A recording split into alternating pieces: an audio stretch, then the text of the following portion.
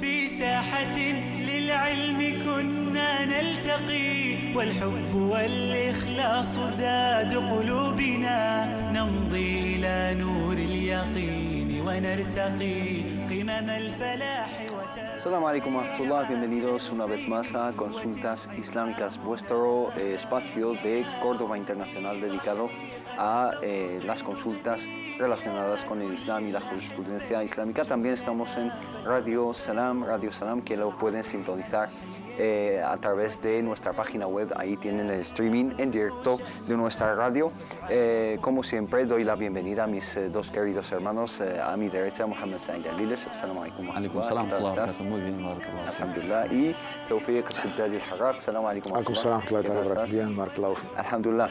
Inshallah, pasamos a algunos temas muy importantes hoy y antes de ello les recuerdo que cualquier tema que tengan pues pueden remitirlo a nuestro correo electrónico y también a nuestra página de Facebook de Consultas Islámicas. Hoy, inshallah, como nos han ido, digamos, llegando muchas consultas, muchas preguntas, vamos a dedicar por íntegro el programa de hoy a las consultas que tenemos por escrito. Inshallah, en futuros programas estaremos a su disposición para que nos llamen también por teléfono. El próximo miércoles, inshallah, miércoles 10 de diciembre, va a ser el Día Internacional de los Derechos Humanos. Todos sabemos que desde 1948 es cuando se establecieron estos derechos humanos, ¿no? como si no existiesen antes. ¿Qué dice el Islam? Una religión que lleva 14 o 15, casi 15 siglos de historia, que dice acerca de los derechos del Islam, del ser humano en el Islam. Y el ser humano tiene algún tipo de derechos inalienables, digamos, desde el punto de vista islámico. Hermano Tawfiq. Alhamdulillah, salatu wassalamu ala mulana rasulillah wa ala alihi wa sahbihi wa man walah. En el nombre de Allah, el clemente y misericordioso, alabado sea Allah subhanahu wa ta'ala, paz y bendiciones sobre su último mensajero profeta Muhammad, sobre su noble familia y sus nobles compañeros, y sobre todos nosotros que estamos siguiendo sus pasos hasta el día del juicio final. Amén. Es un tema sumamente importante y yo creo que también dejar claro la perspectiva islámica en este tema no es de menos importancia. La base de los derechos humanos no solamente se enfoca siempre desde la perspectiva política. Yo creo que las religiones, o sobre todo las religiones abrahámicas, lo que se denomina las religiones monoteístas, aunque yo prefiero el término abrahámicas, o las religiones celestiales, porque el concepto del monoteísmo ya sabemos toda la polémica teológica, histórica. Para mí son la base, el principio de estos derechos humanos. Tenemos en común algo que se llama los 10 mandamientos. Podemos encontrar en el Antiguo Testamento, están en el Nuevo Testamento, están casi idénticos en el Corán. Me refiero a la Surat al-An'am, el rebaño, y también a la Surat al-Isra, el viaje nocturno. Algo que compartimos. Ahí están estos. Para los religiosos son mandamientos divinos, para los laicos son derechos. Quizás la terminología es la de menos importante. Y a base de esto, el pensamiento hoy mismo es universal, ha tenido en cuenta siempre estos, yo creo, mandamientos divinos, religiosos, a la hora de establecer estos derechos desde ya después del Renacimiento, pasando por la Revolución Francesa Americana, hasta pasar 2 guerras mundiales. Es lamentable y triste, y como tú bien has mencionado, en aquel famosa reunión de San Francisco en 1948, se van a establecer por ciertos poderosos, lo que han ganado la guerra, hay que decirlo claro. Los vencedores. De una manera injusta, 5 países que tienen el veto en este Consejo de Seguridad nos van a establecer estos derechos humanos. La segunda base también cuando me refiero desde la perspectiva islámica, el tema de los derechos, en árabe el huquq, es algo que emana directamente de lo que llamamos en nuestra teología islámica al-asma wa sifat, los nombres de Allah subhanahu wa ta'ala, los atributos. ¿Para qué? Nos sirven incluso para sacar de ellos estos derechos. Si Allah es misericordioso, ¿qué significa esto? Que nosotros como musulmanes, siervos de Allah, debemos establecer esta misericordia, debemos tener en cuenta los derechos, ser misericordiosos. Y todo esto, tener en cuenta los derechos humanos emanados de un origen divino, les da cierta sacralidad. En el punto de vista islámico, otro tercero que yo quiero abordar al debate en Islam no son solamente meramente derechos. que la cultura occidental política, derechos a veces los tomas o los dejas, pero en la cultura islámica los derechos son acto de culto en sí mismo, lo que nuestros sabios lo han denominado como maqasid, como objetivos generales de la misma religión incluso. El imam Abu Ishaq Shatibi, un español ilustre, cuando habló dijo que los maqasid, los objetivos de la sharia, de todas las sharia, de todas las religiones, no solamente algo del islam, es común en todas las religiones. Estos derechos son objetivos de esta religión.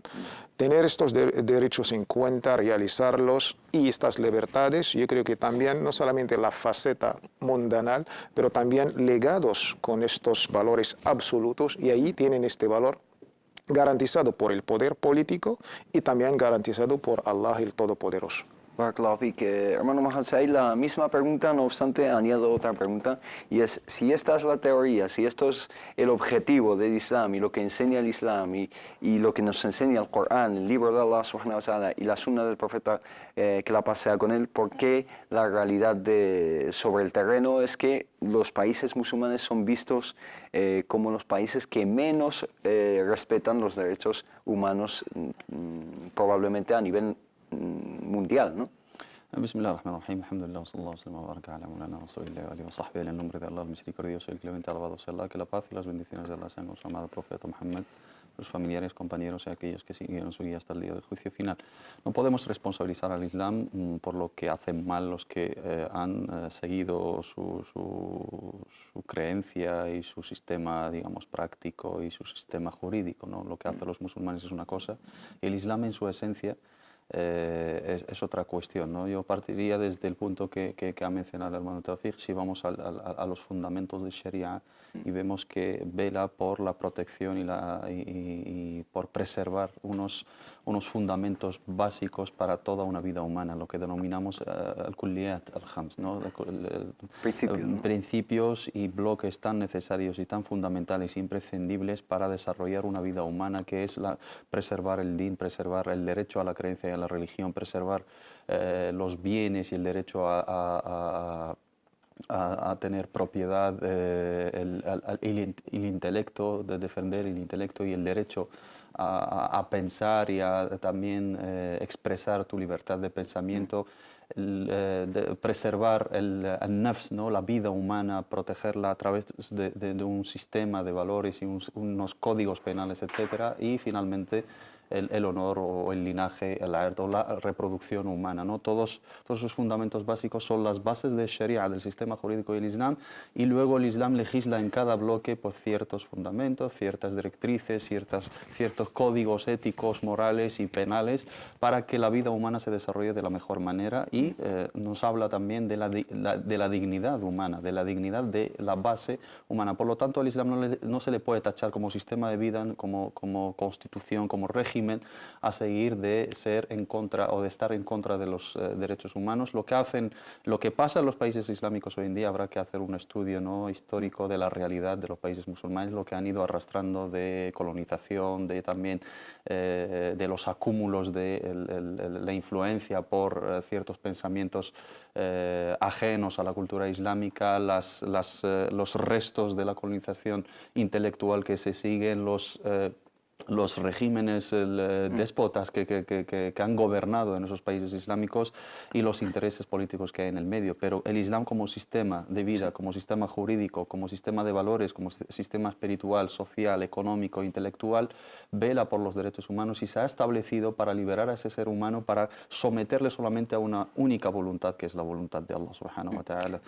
Se puede decir que la vulneración de los derechos humanos que se da en muchos países, entre paréntesis, digamos, musulmanes o islámicos, se debe a la lejanía realmente del camino del Islam. En parte sí, en parte también hay que culpabilizar, digamos, y hacer autocrítica como comunidad musulmana. Los musulmanes hoy en día estamos muy lejos de asimilar esos fundamentos de la Sharia, estamos muy lejos de representar bien los fundamentos de nuestra religión. Por lo tanto, primero volver debemos de volver a la esencia del Islam, al origen, a las fuentes, ¿no? A las fuentes principales del Islam, el Corán y el Sunna, y el patrimonio que nos han dejado nuestros sabios eruditos, y a partir de ahí formar bien a toda una nueva generación, y luego eso nos llevará a exigir esos derechos porque están ahí estipulados y están ahí garantizados. O sea, en el Islam no tenemos que hablar, como bien has mencionado al inicio, si el mundo occidental o el mundo actual puede hablar de derechos humanos desde el 48, nosotros podemos hablar de los derechos humanos desde hace más de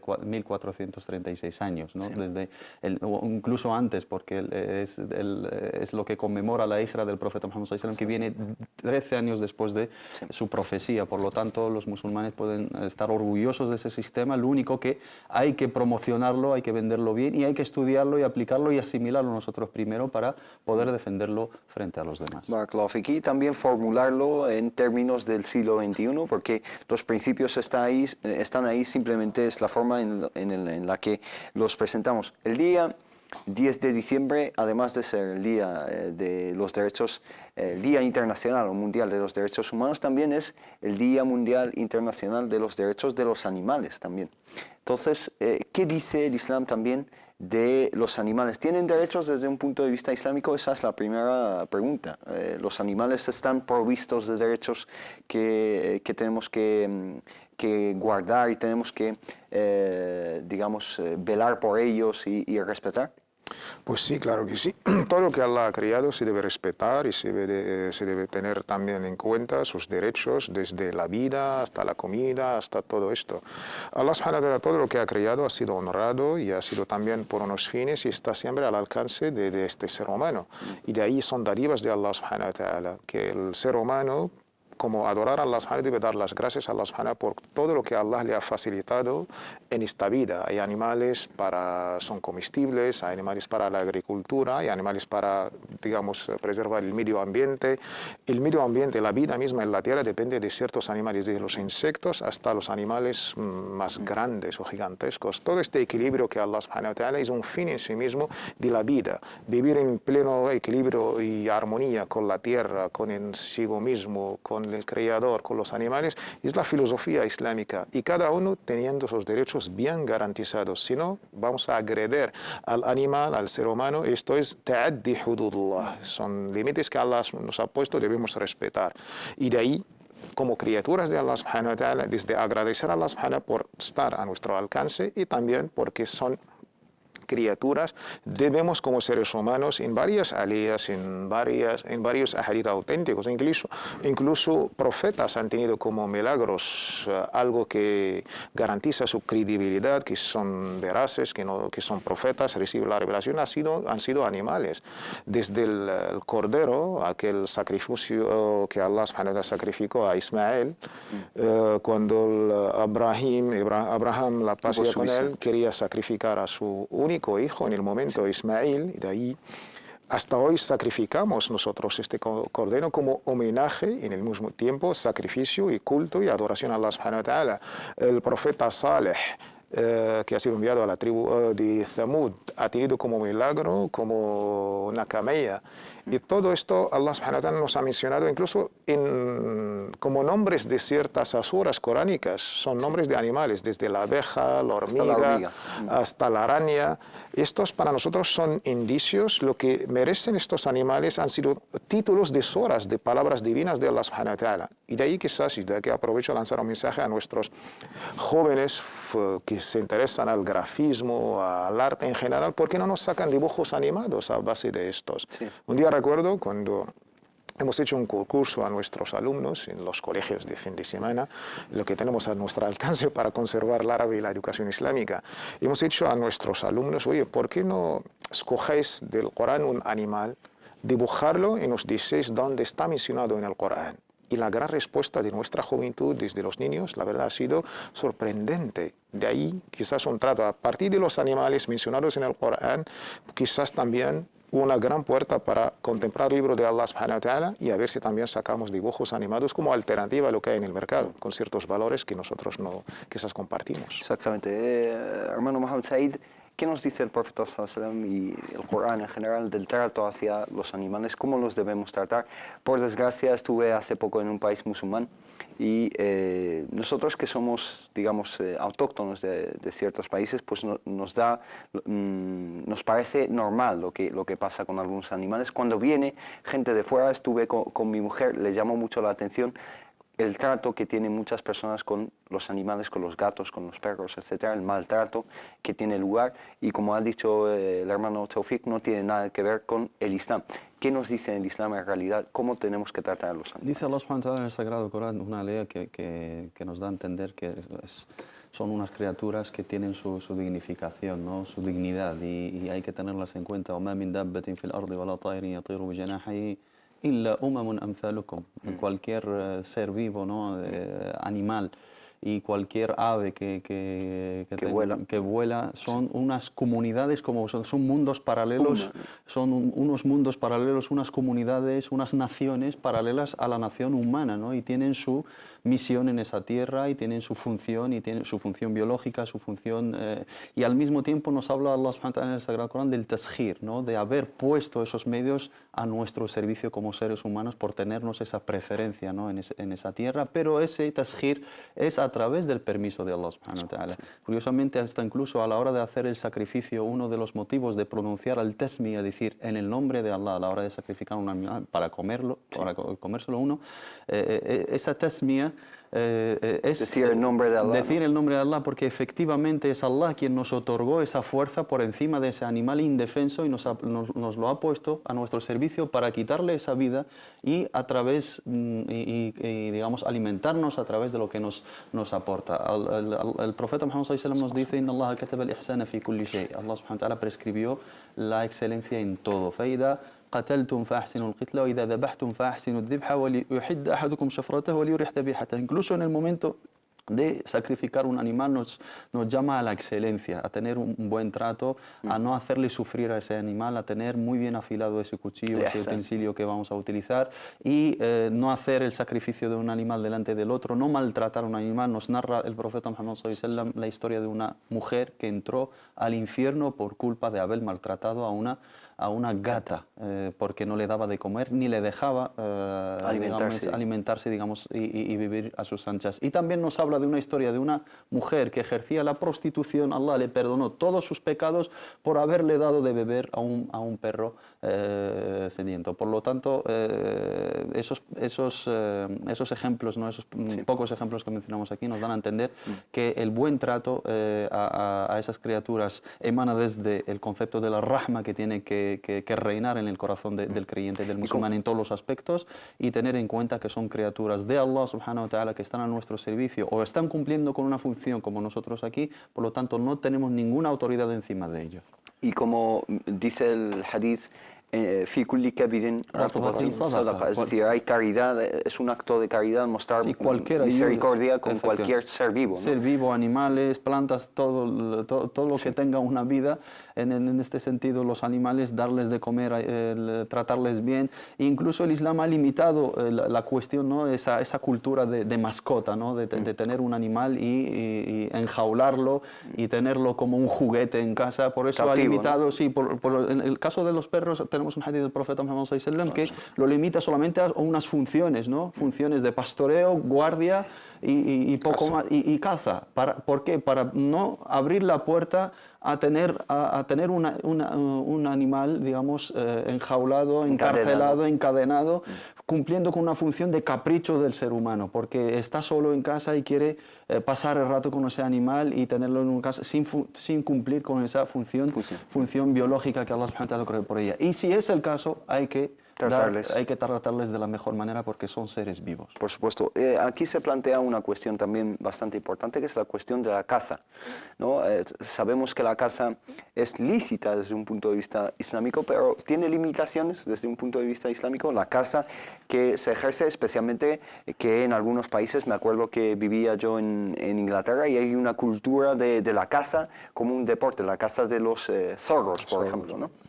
Incluso hubo una campaña a ver si... Sí, hubo una campaña bastante... El príncipe Charles y todo exacto, esto. sí. No, es curioso, incluso el Islam desde el primer día ha tenido en cuenta los derechos hasta de los, digamos, los animales indefensos que acaban de nacer incluso. Hay muchos hadith del profeta sallallahu alaihi wasallam, pues se quejaba ante varios nobles compañeros que han molestado a un tipo de ave. Y de ahí la parte biológica, la edad biológica que hoy se respeta para todo tipo de animal. El Islam lo ha mencionado desde el primer día. Incluso en los apartados del fiqh de los libros, la casa de los animales tiene condiciones, desde la parte biológica, la edad, hasta llegando hasta el propio animal. En el caso, si hacemos la casa con perros, no todos los perros sirven para cazar, sino perros enseñados, mu'allamin, adiestrados. Y todo esto el Islam lo ha puesto por un, digamos, un fin lógico, que es la comida y tiempos cada año. Esto, alhamdulillah, nuestros sabios lo han establecido en sus libros del fiqh. El hadith que mencionas de que el profeta les dijo a sus compañeros que no molesten a un ave, ¿no? Sí, a un qubra, no sé la palabra, un tipo de aves una que... especie de pájaro, ¿no? Sí, exactamente. Y tenía, digamos, sus... Estaba incubando huevos, exactamente. ¿No? Y hay otros hadith también, no solamente este. De ahí los fuqaha pues, han sacado varios veredictos. Tenemos el otro famoso hadith del hermano de Anas bin Malik, Abu Umair, que tenía un pájaro y lo tenía siempre. El profeta, al visitarle, siempre le preguntaba por el estado de este pájaro. Y de ahí pues, nuestros sabios han sacado los derechos que deben tener estos animales, el mantenimiento, su comida, en términos de hoy también la revisión médica y todo esto. Esto está muy contemplado en los libros de la jurisprudencia.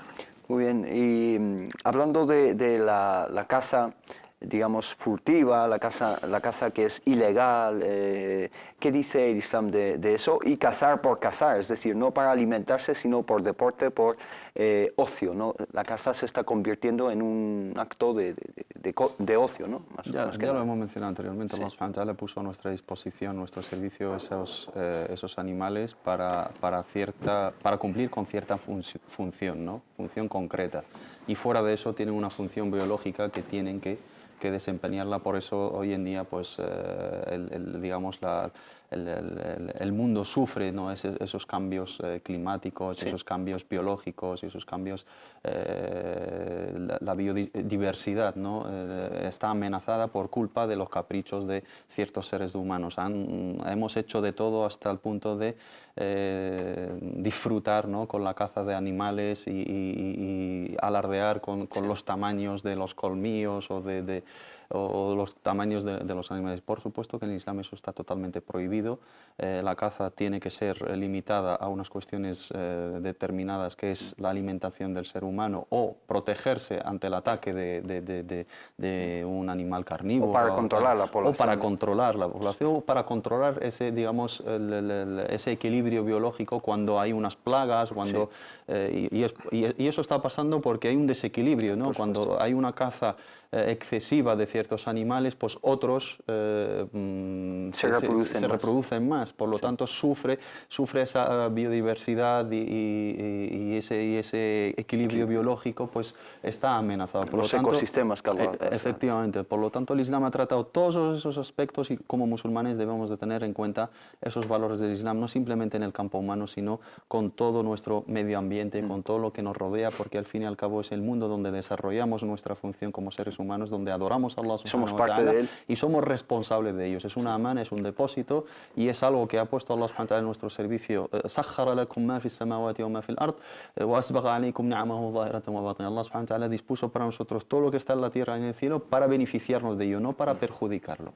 Barakallahu fik, y hablando de la caza furtiva, estos fenómenos que se dan, pues solo hay que ver cómo muchos fenómenos relacionados en África, la caza de los elefantes por sus colmillos, por el marfil, la caza de los rinocerontes, por también los cuernos de rinoceronte, etcétera, que está teniendo muchísimos daños y muchísimos efectos realmente devastadores. Y hablando de la caza, por ocio y por juego, se me ocurre un dicho que decían la gente que protestaba contra la caza de los zorros, especialmente en Inglaterra, decía que en un juego, porque muchos dicen que es un deporte, es un juego, en un juego ambas partes tienen que ser conocedoras de las reglas, ¿no?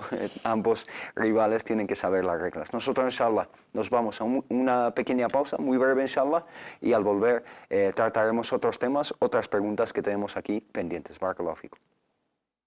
في ساحة للعلم كنا نلتقي والحب والإخلاص. Assalamu alaikum wa rahmatullah, bienvenidos de nuevo a Consultas Islámicas después de esta pequeña pausa y volvemos con algunas dudas que teníamos pendientes de muchos hermanos y hermanas que nos las han hecho llegar a través de las redes sociales. Empiezo, por ejemplo, con una hermana, Shumisha, nos dice: Assalamu alaikum hermanos, me llamo Shumisha y tengo una pequeña duda. Una amiga que es musulmana dice que una comida que se le ha añadido vino, solo saboreando y después escupiendo sin llegar a tragar la comida, que es halal en sí, y yo le dije que era haram, es decir, esta amiga suya le dice que si una comida contiene vino y esta persona la prueba, digamos, que no pasa nada, mientras que esta hermana que nos pregunta le dice que sí, que no es lícito, ¿no? Primero, no podemos cocinar con vino, esto lo hemos dejado claro en otra ocasión, que es totalmente haram y prohibido. Y otra cosa es probar o saborear el vino, lo que llaman nuestros sabios tahrim al-wasa'il.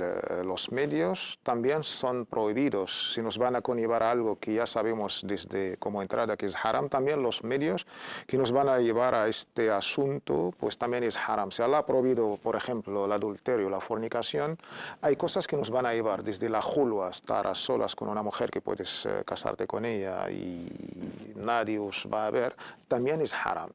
Que no se trata del propio adulterio, pero es un medio que nos va a llevar. No el acto en sí, sino cualquier cosa que te lo facilite, entonces, te lleve cerca de ello. Y de la misma manera hablan nuestros sabios, fuqaha, el vino es totalmente prohibido por Corán y por Sunna, el alcohol en general, su consumo, también los medios que nos van a llevar al consumo también están haram. Y de ahí deben las hermanas alejarse por completo del vino. Barakallahu fi, creo que la respuesta es muy clara. Inshallah pasamos a la pregunta que nos plantea el hermano Yusuf Ahmed. Nos dice: llevo todo el día sin rezar por necesidad de servicio, ya que soy militar y estoy de guardia. No dispongo de un lugar para realizar mis oraciones y tampoco me puedo descalzar. ¿Qué puedo hacer? El hermano primero tiene que saber que los acuerdos de cooperación con el Estado español contemplan el derecho de los soldados musulmanes de tener, digamos, tiempo para llevar a cabo sus cultos, sus obligaciones religiosas, siempre y cuando no interfiera con un servicio, ¿no?, importante. Por lo tanto, eso es un derecho para él como soldado y como ciudadano musulmán de este país. Segundo, lo que dice el hermano, entiendo que él, para él, según lo que percibo en la pregunta, para rezar tiene que tener un sitio específico y tiene que rezar de una forma determinada. Y descalzo. Y descalzo siempre, ¿no? Eso es erróneo. Si es por cuestión de no poder descalzarse y no tener un oratorio, un lugar específico para rezar, se equivoca el hermano.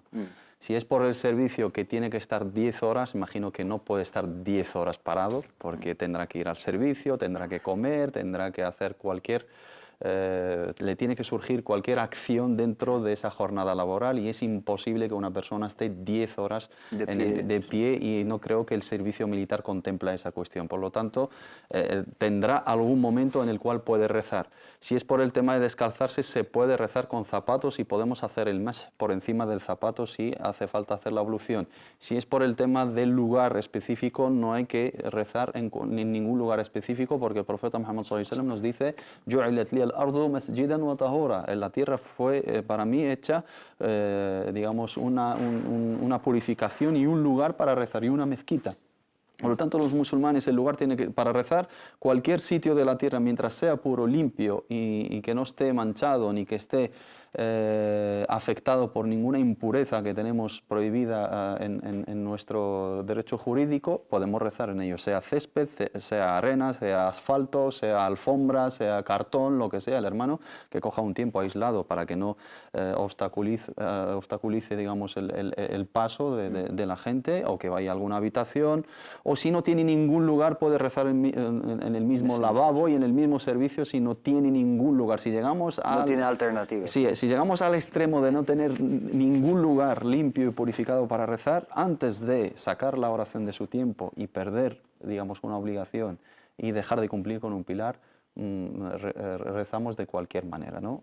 En la situación del hermano creo que no está en la necesidad de tener que acumular todos los rezos hasta llegada la noche para juntarlos todos y compensarlos. Tiene que rezar en su momento, puede juntar los rezos si el horario de su trabajo no es flexible a la hora de tener pausas, pero si es por el tema de descalzarse o tener un espacio habilitado, no es, digamos, no es un obstáculo para no rezar. Hermano Tawfiq, acerca del Jumu'ah, acerca del viernes, nos preguntan dos preguntas diferentes. Acerca del viernes nos dicen que muchas personas, un hermano nos dice que muchas personas tienen la costumbre de decirse o felicitarse con Jumu'ah Mubaraka, es decir, que tengas un bendito viernes. Y nos dice si esto es lícito o no es lícito, y también si lo recomendamos nosotros desde aquí. Y también la segunda pregunta es acerca de la hora de la aceptación de las súplicas en el día del viernes. Sabemos que hay un hadith que dice que en el viernes hay una hora, un momento quizá en el cual las súplicas son aceptadas. No obstante, este hermano nos pregunta cuál es ese momento. A la primera pregunta, últimamente pues está de moda, sobre todo en los medios, que los hermanos y las hermanas se felicitan, Jumu'ah Mubaraka, bendito viernes. Si se hace como una tradición, sin creer en su sunna, que es algo legítimo desde el Corán y la sunna, en esta manera, como una tradición y sin, digamos, insistir cada viernes. Esto no pasa totalmente. De vez en cuando, como una tradición, como una felicitación dentro de las tradiciones y los costumbres. Esto, alhamdulillah, pues no hay ningún inconveniente en ello, teniendo en cuenta bases también, porque en un hadith auténtico ha sido declarado el viernes como Eid, como festivo en nuestra Sharia. Y felicitarle a Eid es algo, pues, alhamdulillah, conocido entre el profeta sallallahu alaihi wasallam, los nobles compañeros y toda la umma. Pero insistir cada viernes con ciertos logos, con ciertos... Esto da a entender que es algo sunna, y más cuando se acompaña con ciertas aleyas y ciertos ahadith, y llega a creer que si un día no lo hago, como si falte a esta sunna. Creer que es sunna del profeta, no. Ahí ya vamos a legislar. Entramos en el apartado del ihdath. Innovamos algo que no está hecho. Simplemente algo bueno que un hermano... Hay dos extremos, entonces hay que ir por el medio. Hay hermanos que creen como es sunna y he tenido un debate con ciertos, y otros que si cualquier felicitación el viernes también es algo catastrófico y tal. No, hay que ir por el medio. Si es algo tradicional, felicitar porque es Eid, y nos consta por el profeta Muhammad que el Jumu'ah es Eid de los creyentes, sí, pero sin insistir, que no sea constante cada viernes. En este caso está permitido de vez en cuando, nunca llegando a creer que es sunna del profeta Muhammad sallallahu alaihi wasallam. Y en cuanto al momento de la aceptación de las... Sí, lo que se llama Sa'atul Istijaba, a esta hora, que la verdad el profeta sallallahu alaihi wasallam en el hadith no nos mencionó la hora exacta, nos dejó algo para animarnos. Y esto yo creo que es filosofía de todos los, digamos, preceptos islámicos. Nos habla de ciertas cosas y nos deja un poco el esfuerzo que debemos hacer. Si el profeta menciona Laylatul Qadr y estaba a punto de decirnos cuál es la noche del decreto, si el profeta nos dice cuándo es exactamente la hora de la aceptación de nuestras invocaciones, nos vamos a dormir todo el año y esperamos la noche del decreto, nos vamos a dormir todo el viernes y nos vamos... Yo creo que no es la manera de amar a Allah subhanahu wa ta'ala y de adorarle. Debemos hacer un esfuerzo, y según este esfuerzo dependerá también la recompensa de Allah subhanahu wa ta'ala. De ahí los sabios han tenido varias opiniones, desde el Fajr hasta después del Asr, dentro de la misma khutbah, entre las dos khutbas, hay varias opiniones. Resumen, hay que buscar esta hora durante todo el sagrado día del viernes, inshallah. Hermano Mohamed Said, ¿cuál opinas tú que sería este momento del viernes, quizá? Bueno, según la mayoría de nuestros sabios, bueno, hay diferentes opiniones, pero todos o la mayoría de ellos señalan que es una hora después del Asr hasta el Maghrib. Hay quien dice que es en el momento que está el imam en la misma khutba, pero sí hay más opiniones que la señalan en la franja después del Asr hasta el Maghrib, ¿no? Y me gustaría comentar algo respecto a la primera cuestión de felicitar. Darle a los hermanos una máxima, ¿no?, que suelen utilizar nuestros sabios a la hora de dominar este tipo de cuestiones dudosas para algunos hermanos, y dicen: ni es sunna ni es bid'ah. O sea, ni es sunna, no hay que pensar que es sunna del profeta Muhammad sallallahu alaihi wasallam y hacerla como tal, buscando la recompensa de seguir la tradición profeta, ni es una innovación porque tiene su base, es algo mubah, es algo en el medio, es una cuestión como muchas que suelen generar ese debate. Ni es una sunna del profeta para defenderla como tal, ni es una bid'ah para prohibirla, es algo en el medio que entra en lo que denominamos como al-mubahat. Barakallahu fik. Otra pregunta de parte de una hermana, Muna, nos dice: Assalamu alaikum wa rahmatullahi wa barakatuh. Primero, felicitaros por el programa, es un gran paso para aquellos que queremos aprender más de nuestra religión en español. Mi pregunta la hago desde la total ignorancia hacia el tema. Estoy en mi último año de ilustración y estoy haciendo un proyecto de un libro infantil. Es haram dibujar e ilustrar en el Islam. Jazakumullah khair, hermanos, y espero que me puedan resolver esta duda. ¿Qué dice el Islam hacia la ilustración? Hay textos muy claros en este aspecto, pero siempre tenemos que aplicar una metodología a la hora de tratar con los textos religiosos, ¿no?, con la legislación. Tenemos los hadices en los cuales el profeta Muhammad sallallahu alaihi wasallam maldice a aquellas personas que retratan y fabrican, ¿no?, esculturas o imágenes de seres vivos, y el día del juicio final Allah subhanahu wa ta'ala les pedirá que pongan alma en esas figuras. Pero el hadith habla de ciertas prácticas en concreto y se emite en un contexto determinado, ¿no? A la hora de tratar con estos textos no tenemos que ser literales y quedarnos en las palabras, porque el profeta Muhammad sallallahu alaihi wasallam, cuando dice la'ana Allahu al-musawwirin, si traducimos hoy en día musawwir, aplicando, digamos, la traducción literal, sería el fotógrafo, y la fotografía no existía en la época del profeta Muhammad sallallahu alaihi wasallam. Son los escultores que hacían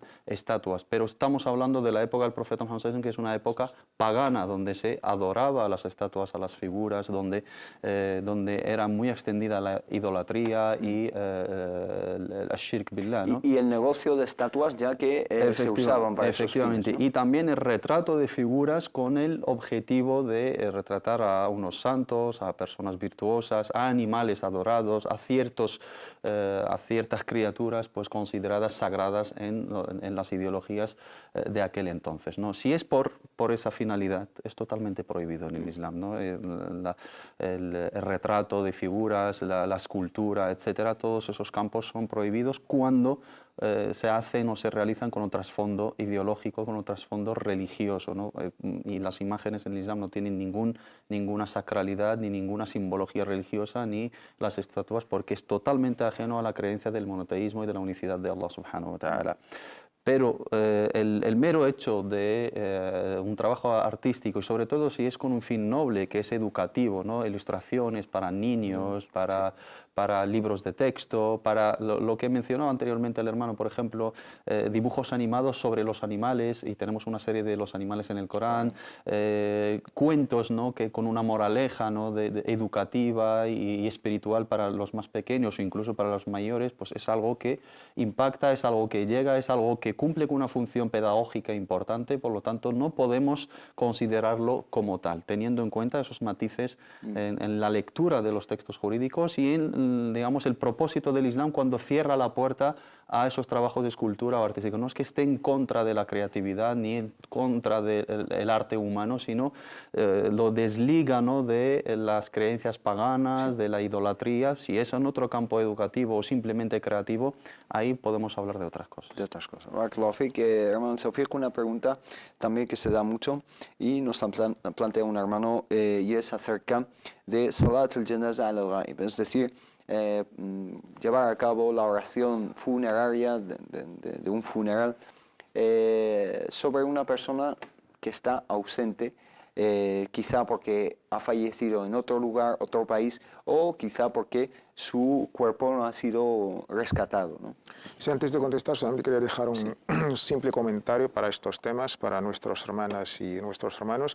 Nuestros shuyukh, nuestros maestros, a la hora de enseñarnos el fiqh, insistían en dos cosas, en dos qawaid, en dos reglas máximas. Nos decían siempre, al-hukmu ala shay'i far'un min tasawwurihi. El veredicto sobre algo depende de este concepto, de esta conceptualización que ya hemos hecho en nuestra mente. Y la segunda máxima que insistían nuestros maestros a la hora de enseñarnos, al-hukmu ash-shar'i يدور مع علته وجودا وعدما. El veredicto de nuestra sharia depende del objetivo. Permitido, si vamos a declarar algo permitido o prohibido, depende del objetivo, del contenido. En este caso, si se trata de dibujar, ilustrar, el contenido es didáctico, pedagógico, y no es algo obsceno, no es algo contra el Islam, pues nuestros sabios hablan que es permitido. Incluso hacía falta a nuestros niños. Entra dentro de este campo. Relacionado con el tema de Salat al-Janaza al-Ghaib, lo que llaman nuestros sabios la oración del fúnebre sobre alguien ausente que no está presente con nosotros, hay cierto debate entre nuestros sabios. La verdad, hay todas las opiniones. Nuestra escuela maliki pues lo tiene quizás la más radical, entre comillas, sobre este asunto. Sin embargo, teniendo todas las opiniones con cierto respeto, si se trata de una persona ilustre, como ha hecho el profeta sallallahu alaihi wasallam, Salat al-Janaza por el Najashi, Negus, el rey de Abisinia, estaba en Abisinia y no había musulmanes para rezar, hacerle esta oración fúnebre. Si se trata de alguien que no tenía musulmanes presentes para hacerle este acto, la última despedida, los sabios hablan de estas condiciones. En estas condiciones sí se puede hacer Salat al-Ghaib. También, pues, si también es una persona pues, familiar cercano y cierta, digamos, relación familiar, yo me inclino por la opinión que es legítimo, respetando las otras opiniones, se puede hacer Salat al-Ghaib, alhamdulillah, si la comunidad lo ve como de interés general y oportuno, inshallah. Barakallahu fik. Hermano Mohamed Said, te planteo una pregunta también que nos hace llegar un hermano. Mohamed Mahmoud nos dice, mi pregunta es sobre el tema de la usura, riba. ¿Hay alguna base sólida en la que los musulmanes que viven en un estado no musulmano, no islámico, dicen, es decir, que decrete el Taghut, me imagino que gobierne el Taghut, lo que él llama el Taghut? Y ojalá nos pudieseis quizá aclarar este tema, de que pueda comprar una vivienda sin incurrir en un pecado capital de riba, es decir, en un país no musulmán. Según este hermano o estos hermanos, vivimos en un país gobernado por lo que ellos llaman el Taghut y se hace halal arriba, ya que estamos pagando estos intereses a personas que no son musulmanas. Sí. Si me permites, es una ideología quizá que tiene muchos no, una minoría quizá de personas que incluso dicen que robar y agredir a las personas no musulmanas no pasa nada y es lícito desde un punto de vista islámico. Pero es una piratería, digamos, ¿no? Creo que el hermano ahí hace una mezcla un poco rara. De muchos temas. De muchos temas, ¿no? Habla de una base jurídica sólida y luego habla del Taghut y luego se da a entender lo que acabas de mencionar, esa ideología takfiri que declara a todas las sociedades como sociedades paganas y como sociedades incrédulas fuera de la orden de Allah subhanahu wa ta'ala. Por lo tanto, a la hora de tratar con esas sociedades o con esos individuos, pues hay que olvidarse de toda base del Islam porque no se merecen tratar como tal, y eso es totalmente erróneo y ajeno a las enseñanzas del Islam. Vamos a hablar de la base jurídica que menciona el hermano. Si habla de una base jurídica como una opinión de una escuela jurídica o una regla, un esfuerzo de nuestros sabios en este caso, sí existe. Si es sólida o no, pues no es sólida porque es una opinión minoritaria, no es la opinión de la mayoría de los sabios y se basa sobre el concepto de que el musulmán Específicamente es la opinión de la escuela Hanafi, es la única escuela que contempla esta posibilidad, y hablan de que el musulmán no tiene la obligación de regirse acorde a la normativa islámica en lo que no le compete como obligación personal.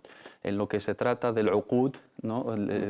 Puede hacer uso del uqud al-fásida en el comercio, en el negocio, en la contratación, en una sociedad no reinada por el Islam ni se rige acorde a la legislación islámica. Solamente tiene la obligación de aplicar la Sharia en lo que le compete como una obligación personal. Tiene que rezar, tiene que ayunar, tiene que educar su familia acorde a las bases del Islam, pero fuera en la calle, a la hora de las transacciones financieras, a la hora de los contratos, etcétera, él no tiene esa obligación porque el entorno social no se lo proporciona y no tiene esa posibilidad. Por lo tanto, no tiene esa obligación, y si hay algún beneficio o si hay algún perjuicio, pues se le abre la puerta, sobre todo en el caso de adquirir las casas, etcétera. Esa es la opinión de la escuela Hanafi, que es una opinión minoritaria, que es una opinión no amparada por la mayoría de nuestros sabios y que carece de solidez.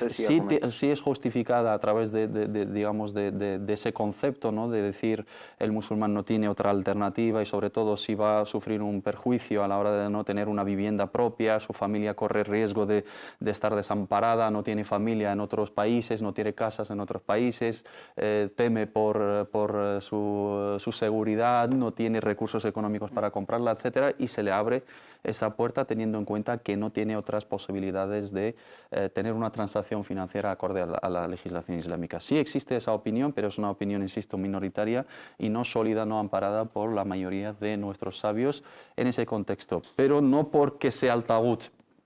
Los hermanos no sé a qué se refieren con el tagut, porque Allah subhanahu wa ta'ala, cuando se menciona el tagut en el Sagrado Corán, va en el aspecto de los ídolos y el aspecto del tawhid, el aspecto de la creencia.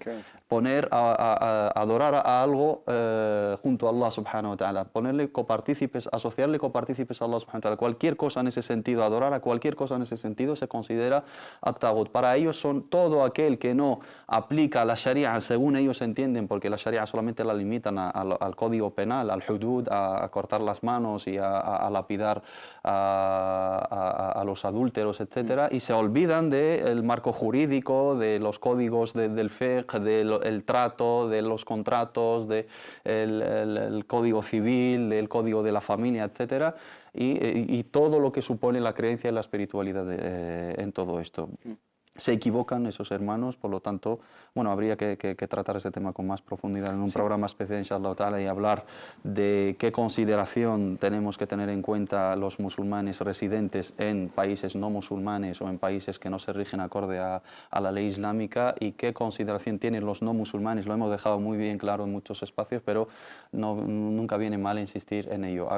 Respecto al tema de la usura, sí hay una opinión, pero esa opinión no, desde mi punto de vista, no es la más sólida. Hay que buscar otras alternativas, y si se aplica esa regla tiene que ser en casos muy específicos para las mismas personas, ¿no? Si hay una fatwa, tiene que ser una fatwa específica, personalizada, ¿no? A la persona, a su situación, teniendo todos los detalles económicos, la situación familiar, la situación social de esa persona. Y si un organismo o un erudito pronuncia un dictamen en torno a esa cuestión para permitirle al hermano o la hermana hacer uso de ese permiso, tiene que ser para él y no se puede generalizar. Concreto, digamos, concreto. ¿no? Muy bien, inshallah, pasamos a una pregunta, nos queda poco tiempo. No obstante, planteo la pregunta del hermano Mohammed también, que nos dice: hola, muy buenas tardes, me gusta muchísimo vuestro programa, tengo una consulta con dudas. Conozco a una mujer musulmana que acaba de encontrar un trabajo en una casa de 9 de la mañana a 6 de la tarde. Entonces, ¿qué tiene que comer ahí? Pero la familia es española de origen judío, por lo cual dicen que su carne es halal. Pero nosotros sabemos, dice, que el halal de los musulmanes no es como el de los judíos. Esa mujer quiere que ustedes le expliquen en el programa o en las redes sociales pronto este tema de si puede comer en esta casa con una familia de origen judío. Pues teniendo en cuenta los judíos son los más, digamos, en temas de comidas, lo que ellos llaman comida kosher es el equivalente a lo que nosotros llamamos comida halal. En este caso, si se trata de judíos practicantes, no creo que habrá ningún problema, porque los judíos respetan más o menos los preceptos islámicos a la hora de sacrificar los animales. Que la hermana pues abra un diálogo con esta familia y será de interés dialogar, intercambiar opiniones. Preguntarle si es kosher, ¿no? Sí, es kosher, teniendo la famosa aliyah en Surat al-Ma'idah. En este caso los judíos quizás no tenemos problemas a la hora del debate y la divergencia. Porque se aseguran de que su sacrificio... Si son cumple, judíos ¿no? practicantes y kosher, en esto, alhamdulillah, hay cierta unanimidad entre nuestros sabios actuales. Incluso a mí me ha pasado, me preguntaban, cuando venían los turistas judíos, si hay un restaurante, cuando trabajaba en Barcelona en hotel, si hay restaurantes kosher. En mi época no había restaurantes judíos kosher. Y después me preguntaban si hay restaurantes halal, si ellos también tienen exactamente la reciprocidad. Sí. Y también cabe la otra posibilidad, conozco las personas que trabajan en las casas, también hay la posibilidad de traer su propia comida. En este caso es una cuestión de que habrá un diálogo y entre las dos cosas, inshallah, habrá una solución. Inshallah. Hermano Mohamed Said, nos queda un minuto nada más. ¿Algo que añadir en este aspecto? Si es una familia judía, damos por hecho de que son practicantes y si son practicantes, damos por hecho de que son muy cuidadosos a la hora de tener en cuenta las condiciones de la comida, y si es comida kosher para nosotros es totalmente lícita siempre y cuando no sea una sustancia prohibida para nosotros, que tampoco ellos lo toman, o sea, ni toman cerdo ni algo por el estilo. Tiene que tener cuidado por el tema del alcohol o algún derivado, no sé si lo utilizan o no en su cocina. Depende. Pero todas las carnes que son kosher de la comunidad judía, como musulmanes, la podemos tomar tranquilamente porque tenemos ese permiso en nuestra jurisprudencia. Barakallahu fikum. Hemos llegado a la conclusión, digamos, del programa de hoy. Inshallah, solo me queda darles las gracias a ambos hermanos, a Mohamed Said Aliles. Muchísimas gracias por a ti, un todo, y a Tawfiq, Barakallahu fikum. Sí, gracias, Barakallahu. Todas las explicaciones, y ustedes, muchísimas gracias por habernos seguido. Inshallah, nos vemos de nuevo el jueves que viene con nuevas preguntas, nuevas dudas y nuevas explicaciones de ambos hermanos. Que Allah les bendiga y les guarde. Salam alaikum wa rahmatullah.